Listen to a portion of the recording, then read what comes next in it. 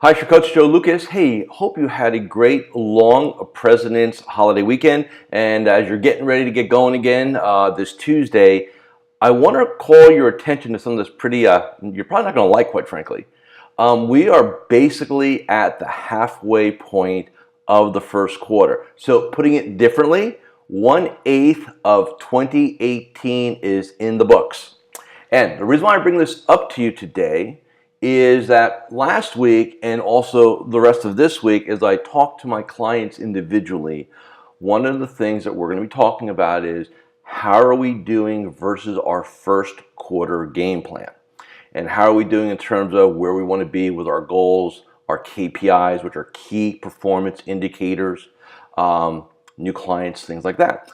And I think it's really important that on a regular basis, and you can determine what regular is, I would say, I think every 6 to 8 weeks at minimum, you should sit down and say, okay, where am I? Now, my clients and myself, we work off of quarterly game plans, right? So a 2-pager, right? And the reason why we do that is we like to have it in front of us. See, this sucker sits in front of my desk. It's on my iPad. It's in Evernote. It's on my phone, and I refer to it throughout my day. And many of my clients do the same thing.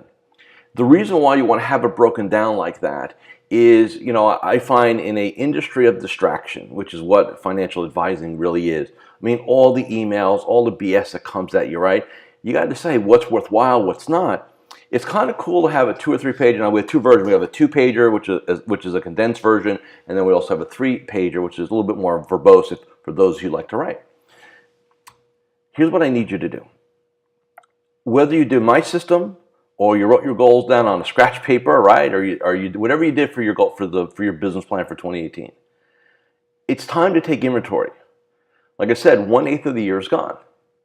So how are we doing with new clients, assets, revenue, referral, touch base calls, reviews, getting our marketing out there, right? Our social media out there, getting our voice out there. How we do our client events, our educational events, how are we doing with everything? And then personally, how are you doing with your morning ritual? How are you doing with your physical fitness, your exercise, your commitment to keeping yourself at a high level personally? How are all those things happening? Because look, here's where we are. All of you, for the most part, started off this year with high hopes, as most human beings do, right? New Year's resolution, this will be my year, all that jazz, right? And then 90% of you by around this date, by the way, mid-February, you lose a lot of that energy. You lose a lot of that enthusiasm. You lose a lot of that hope. And what happens when that occurs? We fall back into our old patterns. We run our own psychological patterns. We run our own physical patterns. We end up back to where we end up back to where we were. And for a lot of you, quite frankly, that's been the story of your entire career.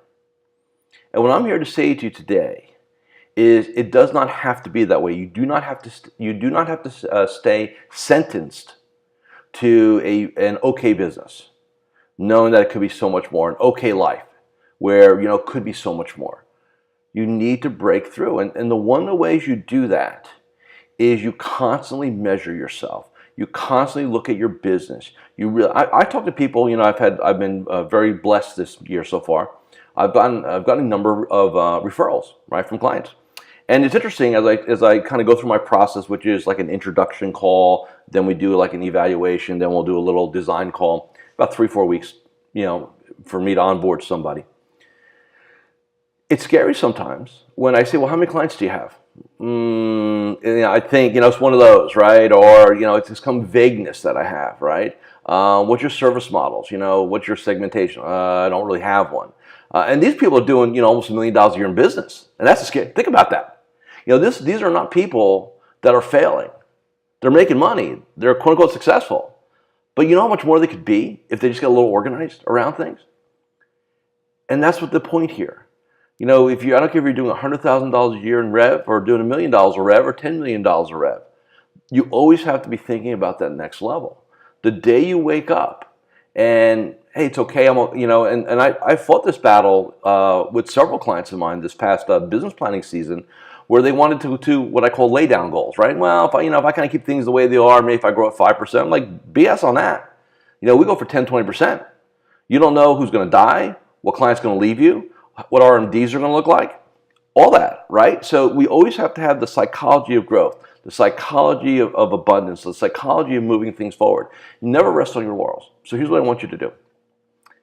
Figure out whether you use our system, you got your own deal, whatever, this week or next week at the latest, right? Because I know it's a holiday week this week.